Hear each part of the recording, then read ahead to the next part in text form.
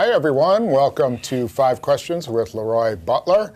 And this is our injury edition. You didn't get hurt over the weekend, did you? You didn't pull a hammy or anything like that? No, pretty safe. I don't like that injury reserve stuff. Yeah, you got to stay off that. But you know, with the new rule that you can bring guys back, I guess with Cobb and some of those guys, it can be fortunate. But around the NFL, it was incredible, the number of well-known guys who went out. Reggie Wayne, Cutler, Lance Briggs, Doug Martin. Yes, Foles got hurt. It was an incredible weekend. Yeah. And, of course, then let's lead right into Jermichael Finley. Very scary looking I think for the most part, whenever you see when there's multiple guys out there, trainers, did they actually bring the stretcher? That's the scary part of it, especially with your family, because you don't really know what's going on. And then there was a lot of misreports what was really happening. And then eventually the reports started to come out. He had a possible neck injury and, had maybe lost some feelings here. But a lot of that stuff, we don't really know until you actually get out of ICU and get up and walk around. Now, he's a big part of the offense because of Cobb being out. Early on, he was the focal point. And as you see, he had a great game. And then that focal point later shifted to Boykin. But back to Jermichael Finley for a minute. Now you're going to see what's it going to be like if he's not here next year. Right. That's an excellent point. Yeah, so, that offense now, Aaron is going to really have to, I think you can look at what's going on in New England, what Tom Brady's going through with a bunch of new guys. Yeah. It's going to be the same thing with Aaron Rodgers. And can he still be effective with these guys doing that? That's why you bring in a Miles White. How does he fit in, Yeah. So who's going to be the go-to guy? So it's going to be tough. I think the balance is that they're going to lose Finley, but the other balance is Eddie Lacy. And so the offensive weight shifts. Yes. So that's going to have to be your replacement for Finley is Eddie Lacy. And run the ball on the perimeter. Stay tuned for X's and O's. We'll talk about the patience of Eddie Lacy will be a big positive for him. Yeah. But remember now, if you go all the way back in the last couple of years, when the Green Bay Packers would get up, Tom, 10, 15, 16 points in the fourth quarter, they would continue to throw because they didn't have a running threat. Yeah. With that running threat, no one wants to tackle Eddie Lacy in the fourth quarter. Right. So here's a weapon that they're going to have to use, but they love to do multiple tight ends. Now, is Bostic going to be that guy? Exactly. Without Finley and Ryan Taylor's out. And those guys are going to have to really come through for that. They'll play Kuhn a lot, go back to traditional fullback principles. Yeah. So that'll help. But for the most part, and actually Kuhn is going to be in our X's and O's, but for the most part, Eddie Lacy is used to running behind a fullback. Yeah. So this could be good for him. And something you pointed out in X's and O's, this is one of the few times that Aaron Rodgers was under the center with a fullback. Yeah. Normally it's shotgun, he's running out of shotgun. So they got, like you said, they got to control the clock with Eddie Lacy. Maybe we'll see more of that. Yeah. Let's shift the gears to defense. And one of the interesting parts, the defensive line's been very consistent. And all of a sudden you're seeing guys emerge in the secondary that you really wondered about whether they would, particularly Davon House. Has put together 2 really good games at corner. Yeah.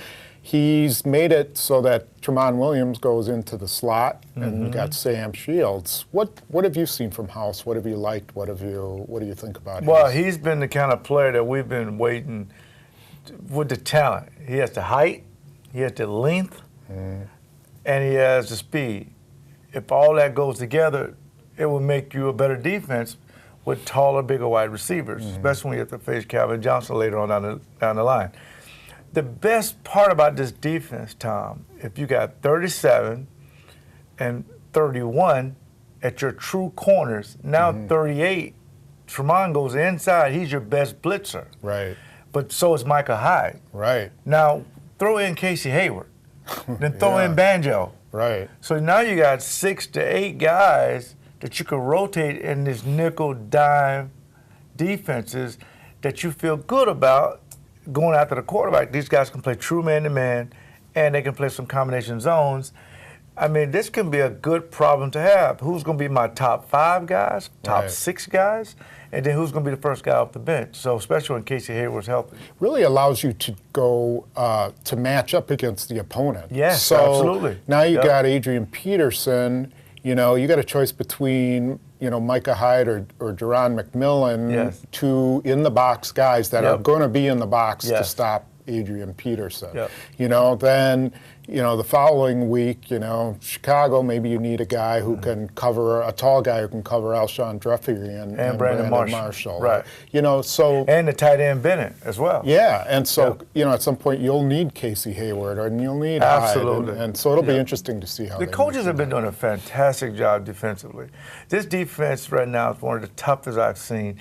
And not to mention, Tom, if you're watching that game, you know in your mind that Nick Perry's out. You know in your mind that Matthews is out, but you don't notice it because they don't. This is the first time they've not given up a play over 20 yards in a long time. Normally you get 2 or 3 of them a week. This defense did not do that against Cleveland. I will say this.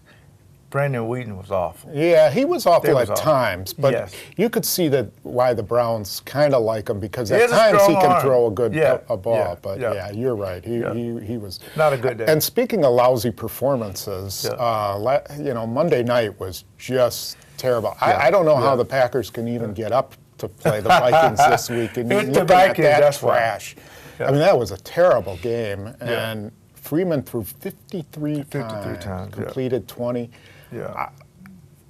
What did you see? I mean, it was almost as if the coaches are so desperate for a quarterback. They just threw him out there. They should have played Ponder, give Freeman a chance to learn the offense a little bit more. Or you give Adrian Peterson the ball 53 times. But what I felt bad for Freeman for the most part because he couldn't audible. He could not do protections. Good point. He couldn't do a lot of formations and things like that. And plus, you know, the anxiety of being in New York. I mean, throwing the ball all over the place. So much pressure on him. But now you come home, you come down, you play a defense that's not hard to find, the Green Bay Packers. But if you're the Green Bay Packers, you build on defensively. It still goes back to stopping Adrian Peterson, which something they did not do last year. He had over 400 yards in 2 games. I would suspect that Peterson's going to be fed like a newborn baby. You know, they're going to keep giving him I would agree.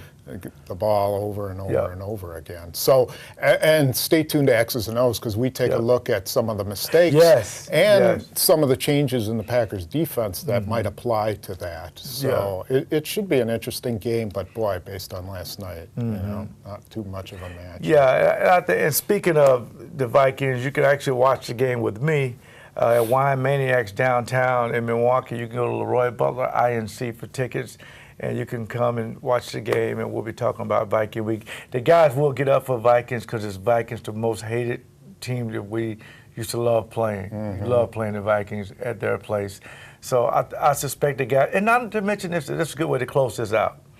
In first place, Tom. I laughed after the game. I said, think about this. After they lost to Cincinnati, everybody was a little down. They're in first place. They're 4-2. Chicago and Detroit lost. It's awesome. So Ted Thompson, he had to just sit back and ride in a convertible in the 30-degree weather saying, man, I knew I'd have enough depth to cover up all these injuries. I'm the greatest. That's how you would think. Anyway, you're right about that. Well, thanks for joining us, and be sure you go to X's and O's because it's pretty interesting. Thanks a lot. Bye.